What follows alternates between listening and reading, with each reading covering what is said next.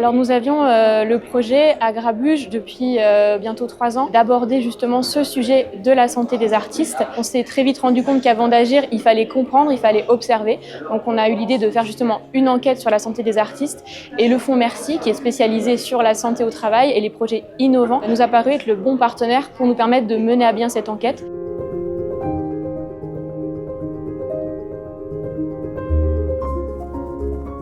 Dans le domaine de la culture, il y a création pour répondre à des besoins, à des attentes de l'homme.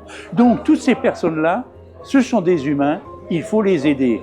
Donc participer à répondre à leurs besoins de santé et de sécurité. Parce que santé et sécurité, ce sont deux facteurs du bien-être, du mieux-être et des facteurs essentiels.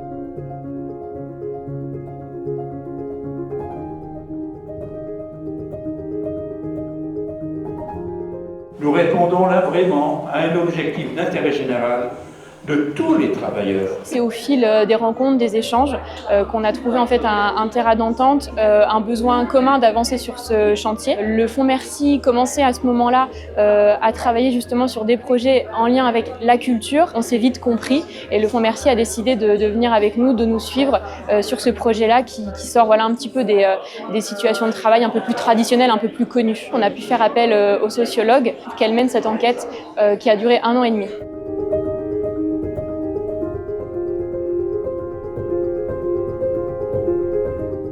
Il y a ce qu'on appelle la figure de l'artiste bohème, qui est difficilement conciliable dans l'idée avec un travail salarié. Et donc du coup, on imagine les artistes comme vivant de leur passion, avec un rapport vocationnel à leur travail, et on oublie vite en fait que derrière, c'est un travail concret, comme d'autres formes de travail qui existent.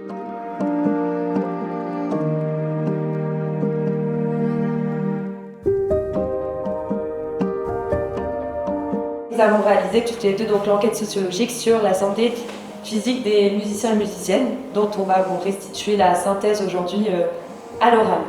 Quand on mène une enquête et qu'on y insère des verbatims, donc des extraits de discours, des réalités de ce que vivent les musiciens et musiciennes, je pense que ça rend un peu plus réel et concret la situation qu'ils vivent, quoi. Ce qui m'a le plus étonnée, je pense que c'est le fait que les musiciens et les musiciennes aient un rapport très distancié à leur santé physique. Préserver son corps, pour les musiciens et les musiciennes, le fait que ce soit pensé comme pour objectif de performer, qu'il se soit utilisé pour réussir à tenir dans le métier et non pas juste en soi pour avoir une bonne santé physique. Je pense que ça, c'est une des choses qui a été les plus flagrantes et qui m'a le plus marquée, disons, dans cette étude.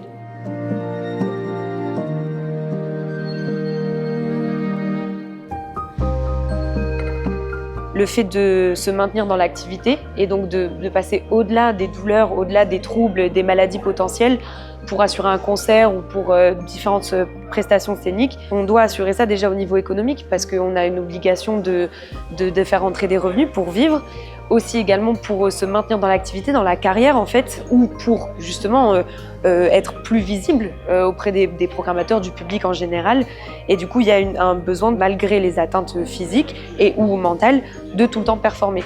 En fait, c'est aussi quelque chose qui est inscrit dans les structures, les institutions de formation, où en fait on dit que la douleur c'est un moyen d'arriver à la performance. Ça va être utilisé, normalisé, banalisé au nom de la performance des musiciens et des musiciennes. Souffler dans une trompette entraîne des contraintes au niveau respiratoire, au niveau des poumons. Jouer du violon exige quand même une attitude de blocage du cou qui peut ensuite entraîner quelques TMS. Donc ce sont des éléments qu'il faut prendre en compte pour aider tout un chacun à améliorer ses conditions de vie.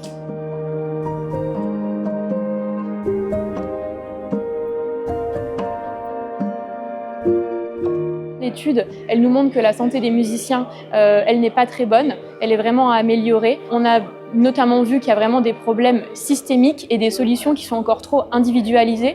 Donc nous, on a envie de proposer des réponses systémiques, d'aller justement dans une prise en charge globale. On voit aussi que les musiciens ont beaucoup recours aux soins et nous, on veut travailler sur la prévention. On veut vraiment agir en amont avant que les problèmes de santé arrivent.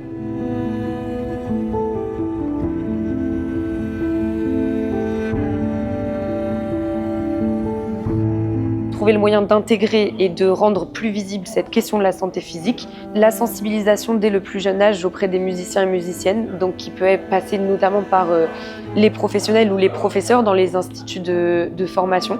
C'est un enjeu en soi global et un des plus importants à retirer de l'enquête. Bien prendre en considération que le corps de chacun chacune est différent et du coup qu'il faut intégrer la santé physique et corporelle dans la pratique d'un instrument.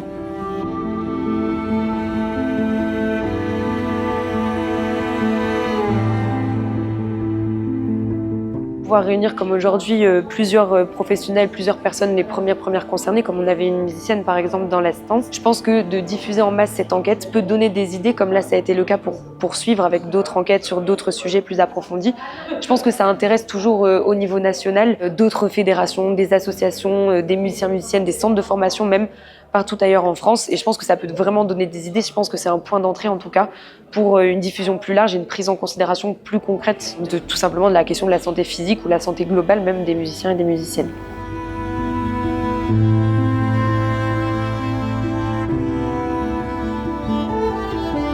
Cette enquête, elle est bien faite, mais il est évident que d'abord, elle est en retard par rapport aux autres secteurs de l'activité humaine. Je ferai une comparaison. Il y a 3 ans, dans le domaine du sport, ils ont fait une pareille enquête et qui a débouché sur une deuxième partie, c'est ce que j'ai proposé. Une deuxième partie, ce sont des préconisations concrètes avec des interventions, soit au niveau des communes, au niveau des départements, et on est allé avec des préconisations au ministère des Sports. Et qui a été très heureux de se dire « mais quel beau travail vous avez fait !» Jusqu'à présent, personne ne nous avait parlé de cela. Et donc, dans le domaine de la culture, je crois qu'il faut le faire et je salue l'initiative de Grabuge, nous avoir expliqué leurs besoins et nous avons répondu présent. Et j'ai proposé maintenant que l'on puisse continuer pour justement arriver à des préconisations concrètes.